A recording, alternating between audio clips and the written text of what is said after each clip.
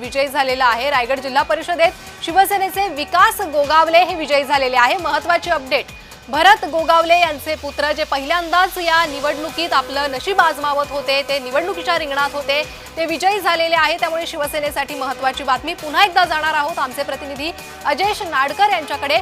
अजयेश, भरत गोगावलेंचे पुत्र विकास गोगावले विजयी झालेत।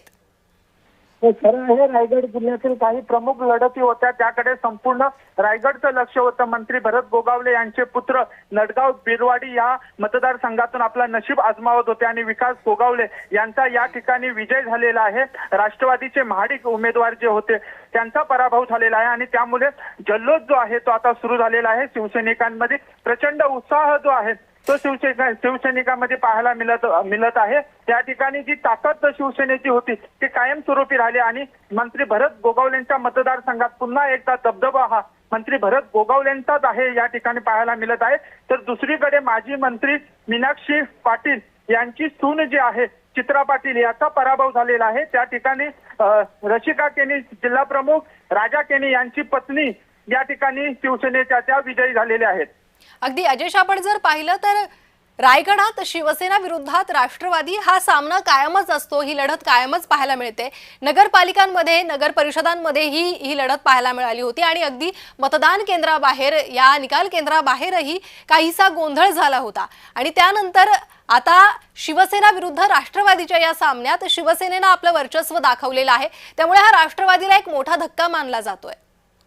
खरं आहे, मोठा धक्का राष्ट्रवादीला म्हणावा लागेल, कारण महाड मतदारसंघात नगरपालिकेच्या निवडणुकीमध्ये देखील शिवसेना विरुद्धात भाजप आणि राष्ट्रवादी अशा आघाडी झाली होती आणि पूर्णपणे ताकद जी आहे ती प्रवीण दरेकर असतील किंवा सुनील तटकरे यांनी लावली होती। मात्र त्या निवडणुकीत देखील नगरपालिकेमध्ये शिवसेनेने भगवा फडकवला, नगराध्यक्ष निवडून आले। याही निवडणुकीत भाजप आणि राष्ट्रवादी यांची युती झाली होती।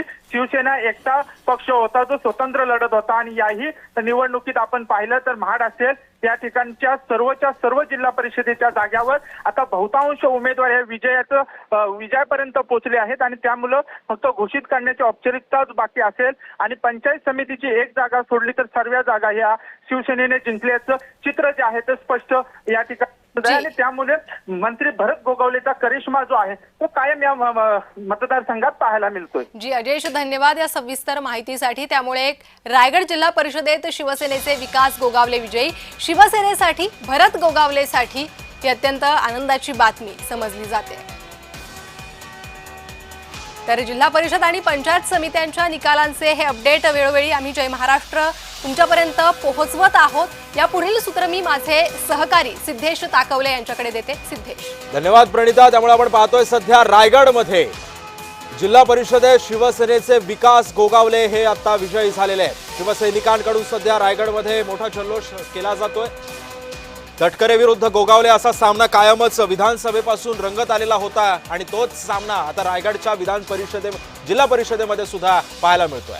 विधानसभेपासून सुरू झालेला हा लढा आता जिल्हा परिषदेमध्ये सुद्धा पाहायला मिळाला। रायगड जिल्हा परिषदेमध्ये शिवसेनेचे विकास गोगावले हे विजयी झालेले।